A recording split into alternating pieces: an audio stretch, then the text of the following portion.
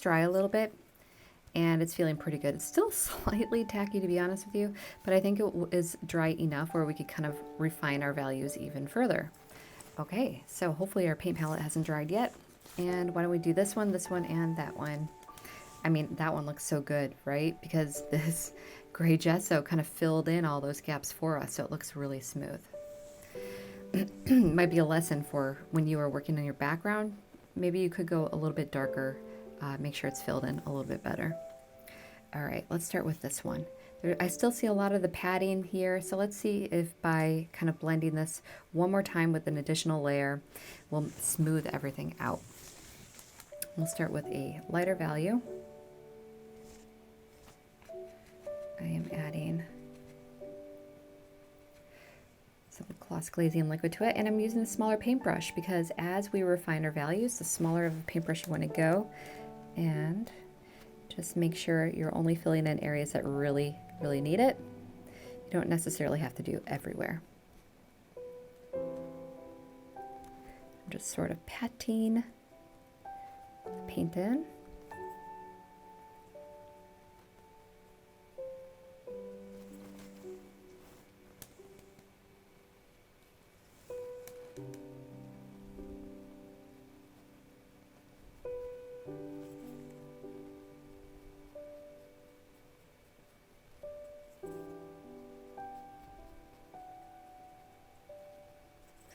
And this is a good example. I had a dark value underneath it.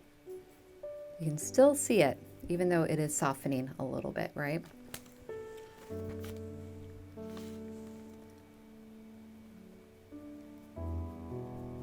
So now this is looking very smooth. I might even do a higher value at this point in time and just kind of blend out the outside of this now.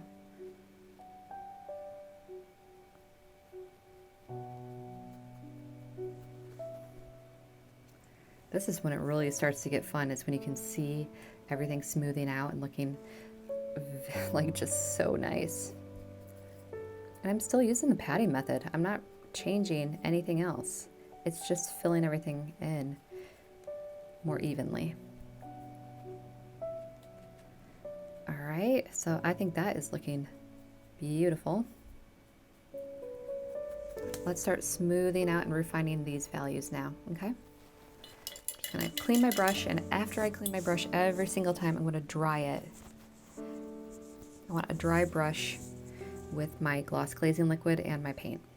All right, so that's sort of like, I'm gonna actually do a step down here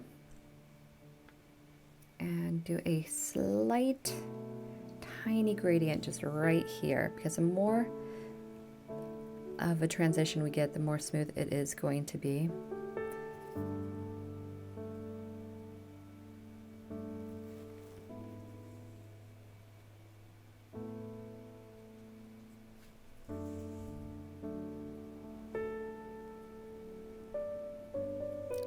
Everywhere. I'm kind of just finding the parts where it needs, like I can see a line dividing the two gradients, and just filling in those spots.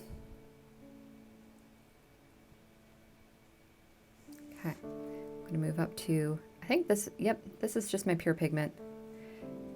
I didn't really clean my brush because I still wanted a little bit of that color to blend with this one a little bit. These are just kind of tricks that you start to learn as you do it more.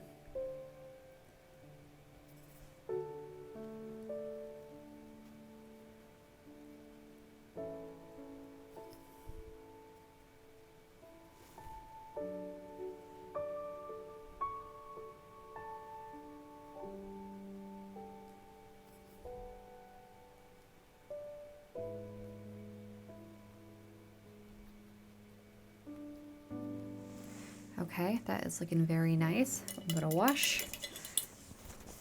It's kind of reminding me of like the desert. All right, we're gonna move up.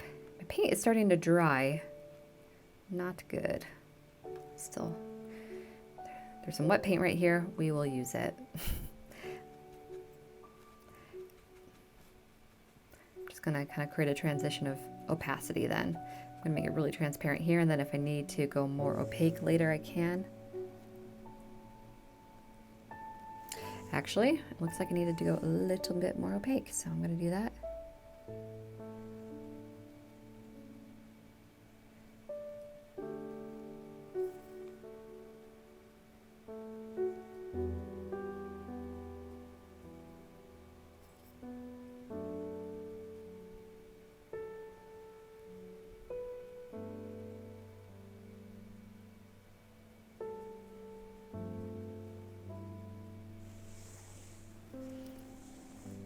And now I'm going to go a little bit of, let's see, yeah, that one's completely dry, so I might just have to mix up something similar.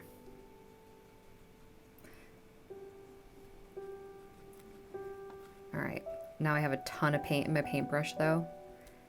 Not good. Just gonna try to get it all out by kind of swirling it.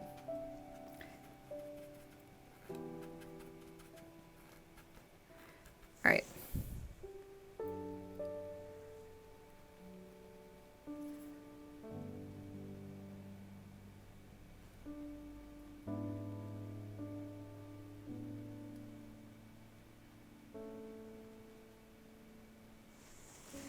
All right, that is looking really nice. And I'm gonna move on to this one now.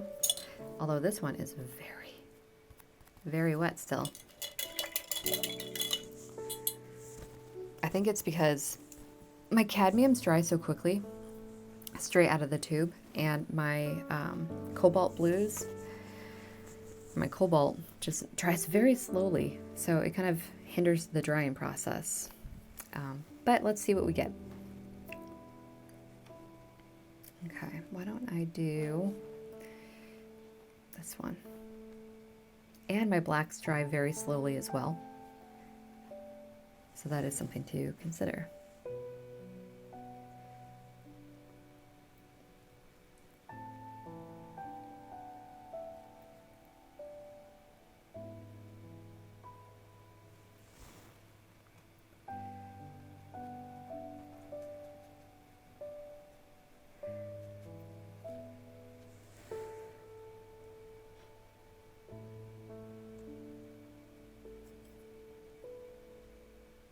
Yep. Hey, this is going to be a great lesson though. You can see, check this out. I am pulling up all of the layers because I have not allowed the layers underneath to dry. This is so frustrating to be, the worst, right? So you can pull up the paint if you don't allow it to dry. So we're not going to be able to work on this one anymore. So a big lesson to you if you are using cobalt blues or carbon blacks, or really any color, kind of pay attention to which colors dry slower than other ones. And that means that you might be able to work a little bit quicker or a little bit slower. So if you're working with a cobalt blues, particularly in the open one, which are also meant to be slow drying acrylics, then you may just want to let that layer dry overnight. All right, let's see about this one. I don't think we need to do too much to this one. I think it looks so good already, just because we were only focusing on really the highlights and the shadows. I don't know. This one, you can really see how patchy it is. We didn't do anything different, except this one was on the white background and this one was on the gray background. Anyhow, so this is refining your values. You work from a bigger paintbrush, just lay it in, darkest to lightest values, and then you let it dry. Second time, get a smaller paintbrush, go over it. It'll start to get a little bit smoother. Try to even out your gradients, and then finally at the end, you want to get kind of a small detailed brush to really refine everything. Once you feel like everything has been refined, then you are done with this part of the process and you will move on to the next step. The next step is color glazing, which is pretty much the end of the project. So you should be feeling really excited to get to that step. So I will see you then.